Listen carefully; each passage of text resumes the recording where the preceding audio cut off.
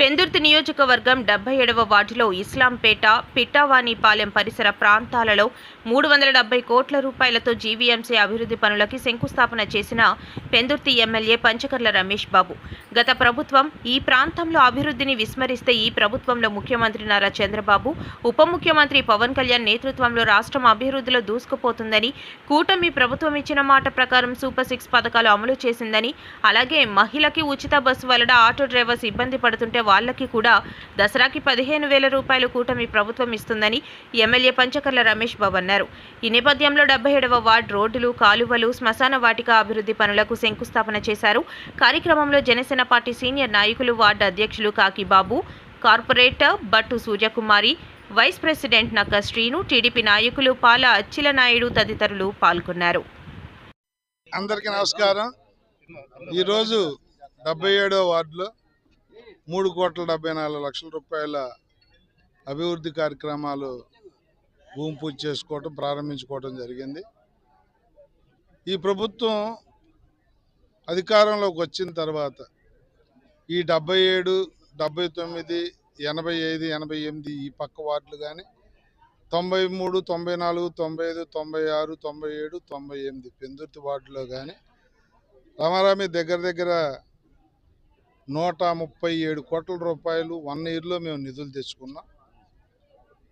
ఇప్పుడు అభివృద్ధిని కాంక్షించే మేము అడ్డంకులు రాకూడదు అని చెప్పి మేయర్ను కూడా మార్చుకుని, ఏదైతే ఈ 6 కాలాల మాసం 6 నెలల కాలం ఇలా కాలపరిమితి ఉందో ఈలోపు మ్యాక్సిమం 90% వర్కులు కంప్లీట్ చేయాలని చెప్పి ఒక ఆలోచనతో ఈ ప్రాంతం నుంచి 77, 79, 85 మనకు చిన్న బిట్టే ఉంటుంది, 79 కూడా చిన్న బిట్టే, 88, 77 ఫోకస్ చేసి దగ్గర అధికారులతో ఎస్టిమేషన్ వేయిస్తే మీరు ఇచ్చినవి, నాయకులు ఇచ్చినవి, ఇవ్వనివి అన్నీ కూడా నేను ఎస్టిమేషన్ వేస్తే 211 కోట్లు వచ్చింది.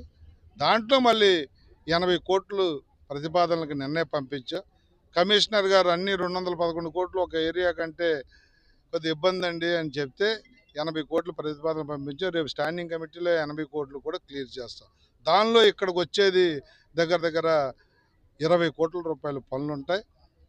మీరు అడిగినా అడగకపోయినా మా బాధ్యత. ఈ ఎన్డీఏ కూటమి మీరు ప్రజలు ఆదరించిన, మమ్మల్ని గెలిపించిన దానికి కృతజ్ఞతతో మా కార్పొరేటర్లందరూ కూడా రేపొద్దున్న మళ్ళీ ఈజీగా గెలిచేదానికి శక్తి వంచన లేకుండా అభివృద్ధి సంక్షేమ కార్యక్రమాలు చేస్తాం. దానిలో భాగంగానే స్త్రీకి ఫ్రీగా స్త్రీశక్తి అని ఫ్రీ బస్సులు ఇస్తే ఆటో వాళ్ళు ఇబ్బంది పడుతున్నారు, ఆటో వాళ్ళకి కొద్ది లాస్ అవుతుందని చెప్పి రేపు అక్టోబర్ 2 వాళ్ళ అకౌంట్లో, ఒక్కో కార్మికుడి అకౌంట్లో 15,000 రూపాయలు వేయటం కానీ, మహిళలకు ఫ్రీ బస్ సర్వీస్ కానీ, ఈ రోజున నిన్న మేము పంచిన స్మార్ట్ రేషన్ కార్డులు కానీ, కొత్త పెన్షన్లు కానీ, కొత్త ఇల్లు కానీ, ఏదైతే రేషన్ కార్డులు స్ప్లిట్ అవుతారో కొత్తగా పెట్టుకుంటారో అవి కానీ, శక్తి వంచన లేకుండా ఈ ప్రభుత్వం అభివృద్ధి సంక్షేమం మీద దృష్టి పెట్టింది.